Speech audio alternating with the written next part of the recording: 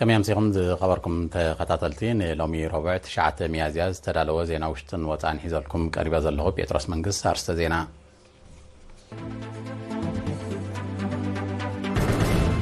مبال 34 عامت بعلنا تنت مسمرنا درعنا بزبل تيماك تصنبالي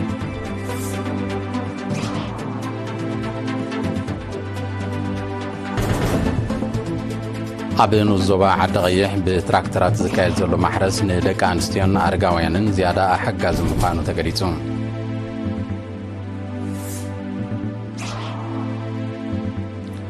بوليس إرترا عب أسمرا عب تمهارو كالاي درجة زغنعق وصباسا كايدو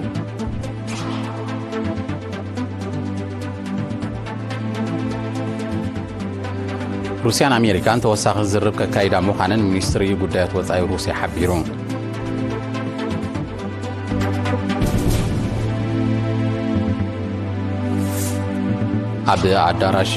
أب ريبابليك دومينيكان بزقات ما حدا قام مفراس عداراش ليتا وتلهيت كببيت سباو كسارة وريدون سمين كوريا تغتغي وتادرو مكسقاسات كاب مكياد كتحيب دو كوريا تسويها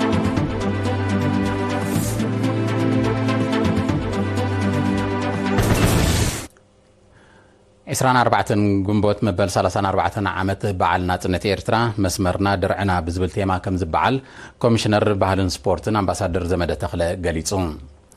نأقول قلو زينا إرترا بزهاب وحبريتا أمباسادر زمدة نايلوم عامت تيما مدرخا وخوينو حزبي إرترا حجون كم وترو عب مسمورو صانيعو كم زلو زنصبارق كم زخانا نتصيرون نزه هاجراو بعل نمدماق نوارح زغط سلم الدلوات بوشتا هاجرن وصاني كايد كم زلو أمباسادر زمدة بتوساقي أفليتون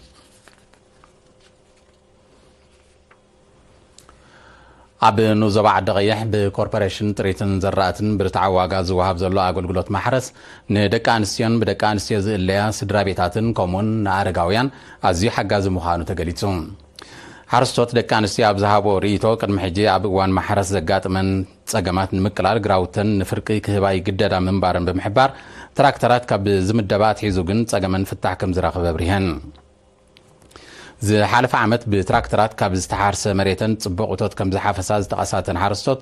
لو معمتون زحاشوتوت نخراخبا يتعرا كم زلو عقليتان أبال كوربوريشن تريتن زراتن من السيد تسفالم حدش بوغنو اتن استمدبا تراكترات كاب ورحلكاتيت كلتاشين إسران حموشتن جميرا نساعات بحساب 275 ناقفا نمم حدارات كوابي تقندع من دفران حينبان عاميمن أب مألويا مسرح مزرع مشلاي كايدا كم زلو عقليتون من سيد تسفالم عمود داتا عقل قلوت محرس بتراكترات أب نوزو بعد غيح نلعلي شوعات عمد كوهاب متنوح بمتكاس لعلا بركتو سلازلو تطلاب النتو نازا يدي متس كم زلو حبيرون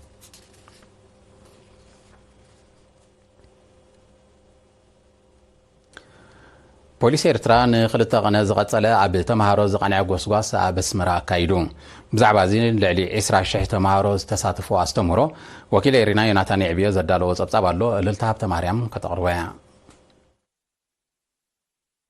بوليس إرترا مش أنفر مينستر تمرتي زوا مأكل بمو هاد تمهارو بسنا مقبار تخصكيسون نخ عبيو صباح أن دلو لما نجمرو بزبل تيما كاب إسران كلتن مقابيل كساب شمون تميازي أب اسمرا غوسغاس أكايدو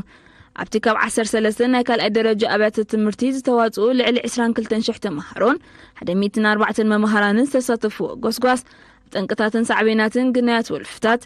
قبناتن بدلاتن كمون زي قبقات أقمات أرقان كالمس حدقات ترافيك زتتحاحز قداياتن بفيديو سلسلة مقلتيتات قريبو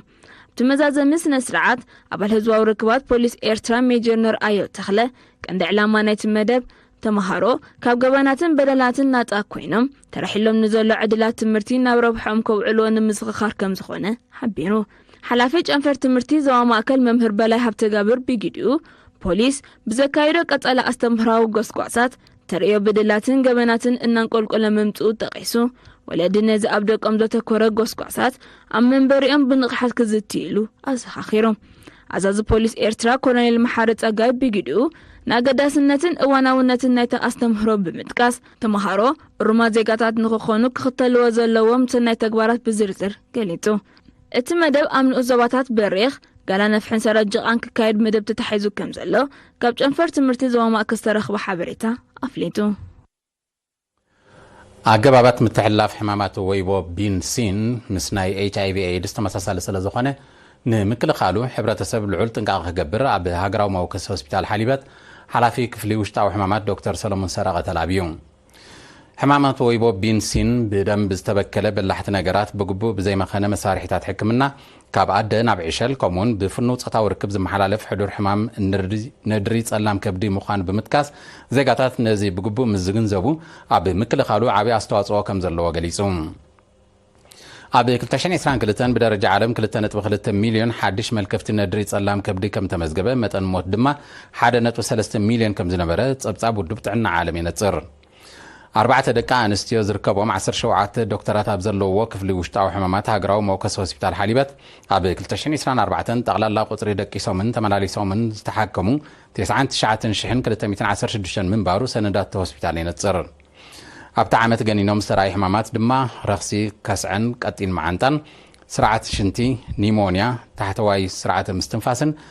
ጸገማት መለጋቦታትን የጠቓልል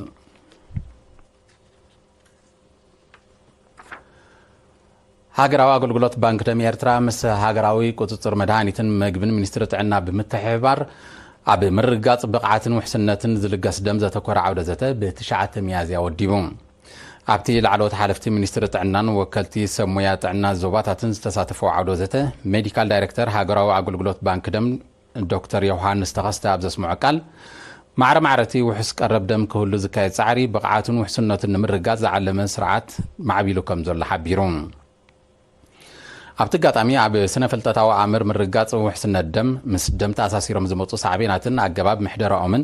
ከምኡውን ኣብ መንጎ ሃገራዊ ኣገልግሎት ባንክ ደም ኤርትራን ሃገራዊ ቁፅፅር መድሃኒትን ምግብን ክህሉ ዘለዎ ናይ ስራሕ ምውሃድን ዝገልጽ ጽሑፋት ቀሪቡ ተሳተፍቲ ኣብ ዝቐረበ መዛተይ ጽሑፋት ምርኩስ ብምግባር ድሕሪ ዘካየደ ወዘተ ሓጋዚ ሓሳባትን ርእቶታትን ኣቕሪቦም ዳይሬክተር ሃገራዊ ቁፅፅር መድሃኒትን ምግብን ኣቶ ኢያሱ ባህታ ኣብ ዘስምዖ መዛዘም ቃል ውሕስነት ደም ንምርጋጽ ንዝተወስደ ተበግሶ ብምውጋዝ ተራ ሰብ ሞያ ጥዕና ብሓፈሻ ናይ ትካላት ጥዕና ድማ ብፍላይ ክዓዝዝ ኣዘኻኺሩ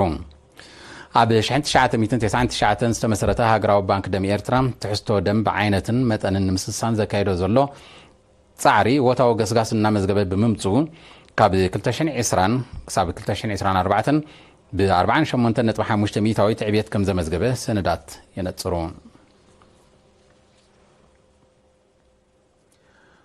ኣብ ዞባዓን ሰባ ንኡሳት ዞባታት ከረን ሓልሓል ሓምለማሎ ገለብን ዒላ በርዕድን ዝርከቡ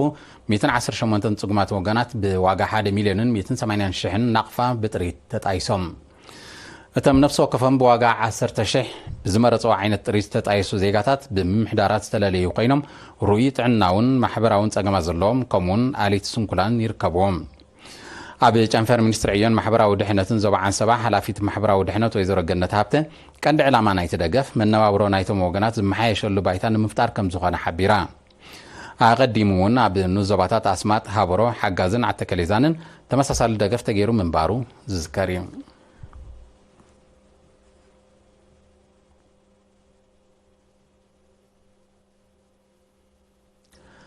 ዝኸበርኩም ተኸታተልቲ ዝስዕብ ኣህጉራዊ ዜናታት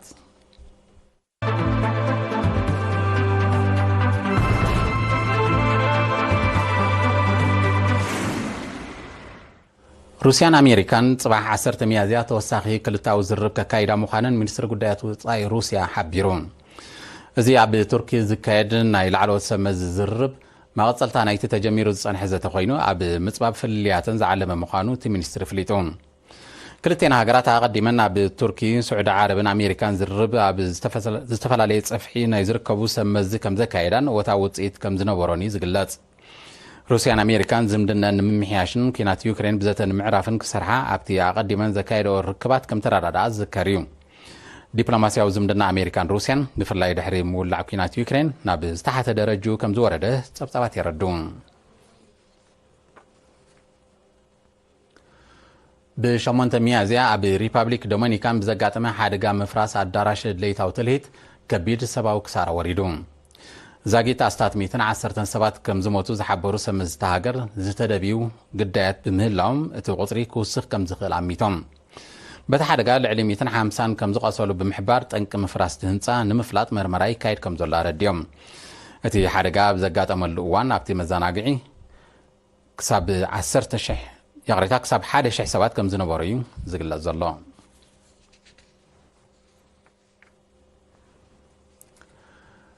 ሰሜን ኮርያ ተኸታኺ ወታደራዊ ምንቅስቓሳት ካብ ምክያድ ክትሕየብ ደቡብ ኮርያ ፀዊዓ ደቡብ ኮርያ ነዚ ፃውዒት ዘቕረበት ወታደራት ሰሜን ኮርያ ሰሊኾም ናብ ደባታ ከም ዝኣተዉ ብምውቃስያ ድሕሪ ፍጻሜ ደቡብ ኮርያ ናይ መጠንቀቕታ ተኽሲ ከም ዝተኮሰትን እቶም ወታደራት ከም ተመልሱን ኣፍሊጣላ ወታደራት ሰሜን ኮርያ ኣብ ውሽጢ 10 ተዋርሕ ንኻልኣይ ግዜ ናብ ደባታ ከም ዝኣተዉ ዝጠቐሰት ደቡብ ኮርያ እቲ ተደጋጋሚ ፍጻሜታት ንወታደራዊ ቅልውላው ሓውሲ ደሴት ኮርያ ከኽርሮ ከም ዝኽእል ኣጠንቂቓ ሰሜን ኮርያ ነዚ ሓድሽ ክሲ ናይ ደቡብ ኮርያ ዝሃበቶ ምላሽ ዛጊት የለን ኣብ መንጎ ሰሜንን ደቡብን ኮርያ 248 ኪሎ ሜትር ዝንውሓቱ ካብ ወታደራዊ ህላዊ ናጻ ዝኾነ ቦታ ከም ዘሎ ይሕበር ክልቲአን ኮርያታት ካብ 1950ታት ተተፋኒነን ከም ዘለዋ ዝጠቕሱ ጸብጻባት እቲ ምትፍናን ብፍላይ ካብ ዝሓለፈ 3 ዓመታት መሊሱ ከም ዝኸረረ የረዱ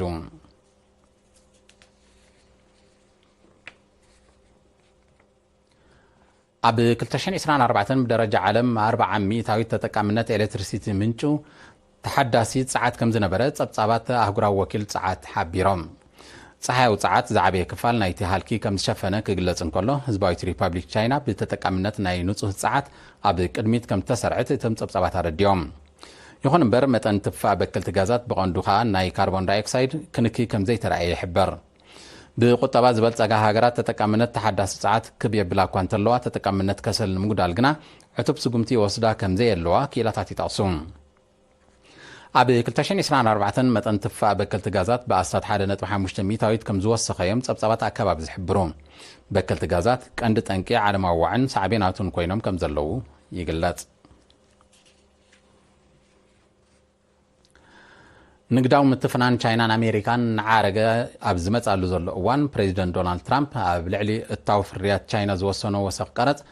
ናብ 140 ሚእታዊት ክቢሉ አብርሃም አንድ ማርያም ዘዳለው ዜናው ጸብጻብ ይስዕብ ዶናልድ ትራምፕ ኣብ ልዕሊ እታዊ ፍርያት ቻይና ናይ 50 ሚእታዊት ተወሳኺ ቀረጽ ከም ዝወሰነ ኣፍሊጡ እዚ ሓድሽ ውሳነ ካብ ሎሚ 9 ሚያዝያ ጀሚሩ ተግባራዊ ከም ዝኾነ ቤት ጽሕፈት ዋይት ሃውስ ሓቢሩ ቻይና ነታ ኣብ ዝሓለፈ ሰሙን ከም መልሰ ግብሪ ኣብ ልዕሊ እታዊ ፍርያት ሃገሩ ዝወሰነቶን ካብ ጽባሕ 10 ሚያዝያ ጀሚሩ ተግባራዊ ዝኸውንን ናይ 34 ሚእታዊት ተወሳኺ ቀረጽ ነቲ ስጉምቲ ክወስድ ከም ዝደረኾ ዝገለጸ ፕሬዚደንት ትራምፕ ቻይና ኣብ ስምምዕ ክሳብ እትበጽሕ እቲ ወሰኽ ቀረጽ ከም ዘለዎ ከም ዝቕጽል ኣነጺሩ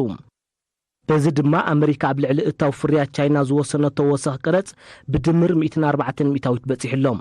ነቲ ስጉምቲ ዝኾነ መንግስቲ ቻይና ብወገኑ አንጻርቲ ፕሬዚደንት ትራምፕ ዝወስዶ ዘሎ ወሰኽ ቀረጽ ክሳብ መወዳእታ ከም ዝቃለስን መሰላትን ረብሓታትን ሃገሩን ምሕላው ቁልጡፍ መልሰ ግብሪ ከም ዝወስድን ኣፍሊጡ ኣፈኛ ሚኒስትሪ ጉዳያት ወጻኢ ቻይና ኣብ ዝሃቦ መግለጺ እዚ ስጉምቲ እዚ ንሕግታት ውድብ ንግዲ ዓለም ብኸቢድ ዝጥሕስ ከም ዝኾነ እውን ኣነጺሩ ምምሕዳር ፕሬዚደንት ትራምፕ ካብ ኩለን ሃገራት ኣብ ልዕሊ ዝኣቱ ፍርያት ካብ 10 ሚእታዊት ንላዕሊ ዝዝርጋሕ ቀረጽ ከም ዝወሰነ ዝፍለጥ ኮይኑ ኣብ ልዕሊ ቻይና 34 ሚእታዊት ከም ዝወሰነ ጸብጻባት ይረድኡ ፕሬዚደንት ትራምፕ ኣቐዲሙን ኣብ ልዕሊ እታዊ ፍርያት ቻይና ናይ 20 ሚእታዊት ተወሳኺ ቀረጽ ወሲኑ ምንባሩን ቻይና ኣብ እዋኑ ተመጣጣኒ ምላሽ ከም ዝሃበትሉን ይዝከር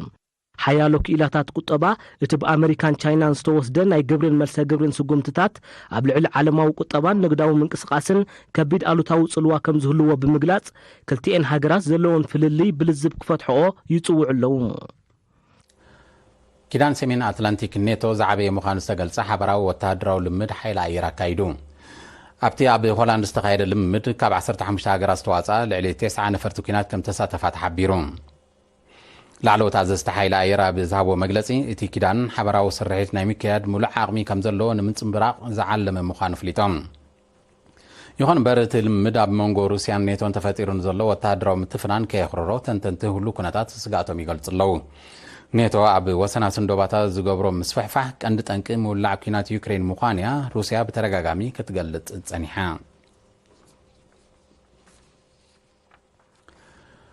መንግስቲ እስጳኛ ኣብዚ ዓመት እዚ ወታደራዊ ዓቕሚ ሃገሩ ንምዕባይ ተወሳኺ ልዕሊ $2 ቢልዮን ንምክልኻል ከም ዝስልዕ ገሊጹ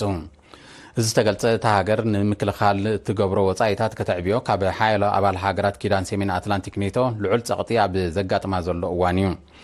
1.3 ሚእታዊት ካብ ጃምላ ሃገራዊ እቶታ ንኔቶ ክትስልዕ ዝጸንሐት እስጳኛ ካብ 32 ኣባል ሃገራት ዝተሓተ ባጀት እትስልዕ ሃገር ምዃና ጸብጻባት ይጠቕሱ أقدمون منجس إسبانيا هاجرون كيدان سيمين أتلانتيك نيتو تسلع متن باجت كاب كلتشين إسران تشعتن ناب كلت ميتاويت كاب جاملة هاجرا أوتتا كب كم تبلو محبار الزكريم مرحيت نيتو زخونة أمريكا عبالات نتكيدان زسلع باجت ناب كلت ميتاويت كب كبلا ترجع ميت أوعيت كتقرب متنحة يفلت استراتيجيكاو زمدنا كيدان سيمين أتلانتيك نيتون جابانن كيدان عب زوبا اسيا باسفيك لاويون محاسب بايتا زتاتح مخانو تنتنتي بوليتيكا حبيرم نساتم نزغلصو صحافي كيدان مارك روت تمالي شمنت ميازيا عب كتما طوكيو مس سمز جابان تراخيبو عب وتهدراون صطاون مدايات دحري مزراويو عبتي ركب كلتيوم وغنات ابتوم زتتقصو صلاتات كتحاغاغزو مخانم كم ترادادو صبصبات حبيرم صحافي كيدان سيمين أتلانتيكا بزهابو مجلسي بدوهاتات بحبار نمجتام تكيدان مس جابان بغربا كم سرح رجاجيتون أبي آسيا باسفيك نزكايد قدامه متتاب بتري تقاومو تشاينا نمعبالتات نايزين نيتون جابان زكايد وركبات بعتوب كتكاتاتلو كم تقل يحبر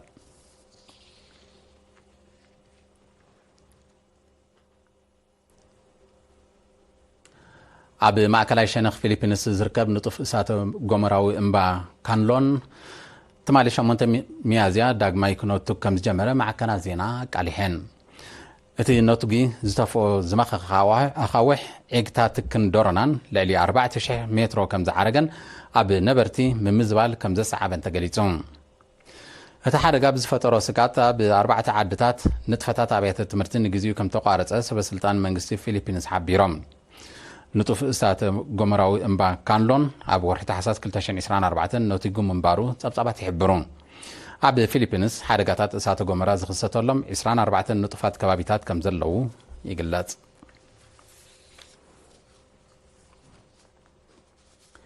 زي خبركم تخاتلت زينا نمفصام ارستاتو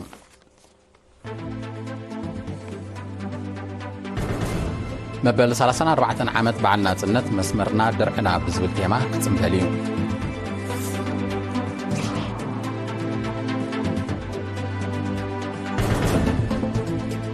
ابي نزوبا عد غيح بتراكترات زكاي زلو محرس ندكا انستيان ارغاويانن زياده حكاز مخانه تغليصون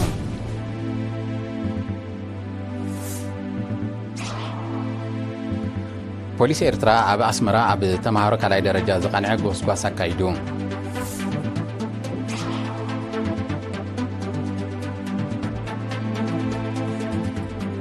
روسيا أمريكان توسع زرب كايدا مخانن مستر بدايات وصاي روسيا حبيرون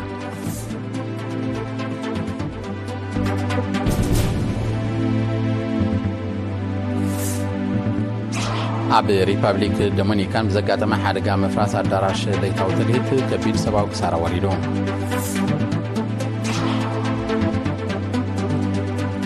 سمين كوريا تقطعي وتادرو مكساسات كابل مكياد كتحيات دو كوريا تسويا